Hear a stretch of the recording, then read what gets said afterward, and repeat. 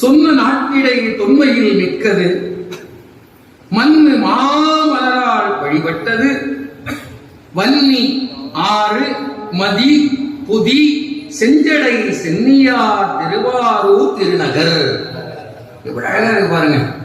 அதை என்று பண்றது செக்கிழப்பர் சென்று பண்றார். எவ்வளவு அழகா இருக்கு பாட்டு. சொன்ன நாட்டிடை மேல சொல்லப்பட்ட திருநாட்டு சிறப்பு. அதுல திருநாட்டுனா சோழ வடநாடு, சோழவள நாடு சொன்னார்லவா, அதுதான் சொன்ன நாட்டிடை. மேலே சொல்லப்பட்ட சோழவள நாடு நாட்டிடை தொன்மையில் மிக்கது. சோழ நாட்டுல எல்லா நகரங்களும் எல்லா ஊர்களுமே பழமையானதுதான். அப்படி பழமையானதுலயும் ரொம்ப ரொம்ப ரொம்ப பழமையா இருப்பது திருவாரூர். அது கால அட்டவணையை கடந்தது, கால அட்டவணையை கடந்தது. கிமு கிபிலாம் அது சொல்லவே முடியாது, எல்லாம் கடந்தது. கிமு கிபிலாம் கடந்தது, அதெல்லாம் இப்ப வந்தது. அது காலங்காலமா இருக்கு. திருவாரூர் அடியாத தலம் திருவாரூர் திருத்தலம்.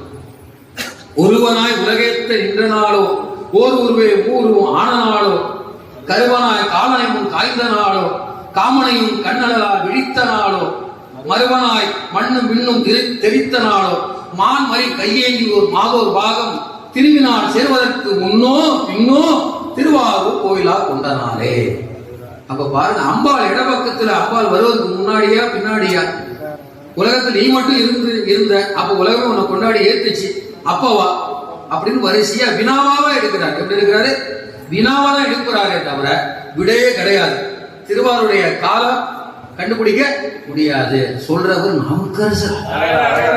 மத்தவங்க சொன்னா கூட ஆட்சேபனை தெரிவிக்கலாம். இல்ல இல்ல உத்தரகோசம் பக்கத்தை ரொம்ப பழசும் வாங்க, இல்ல இல்ல சிதம்பரம் தான் ரொம்ப பழசும் வாங்க, இல்ல இல்ல சீகாழி தான் ரொம்ப பழசும் வாங்க.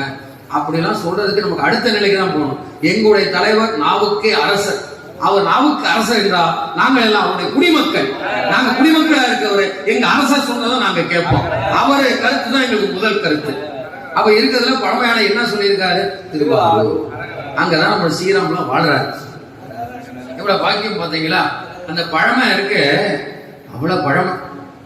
அதுதான் தொன்மையில் மிக்கது. நான் தொன்மையில மிக்கது. இதுவும் பழமை தான். சோழ நாட்டுல தான் இருக்கு, நாட்டியத்தான் முடியும்.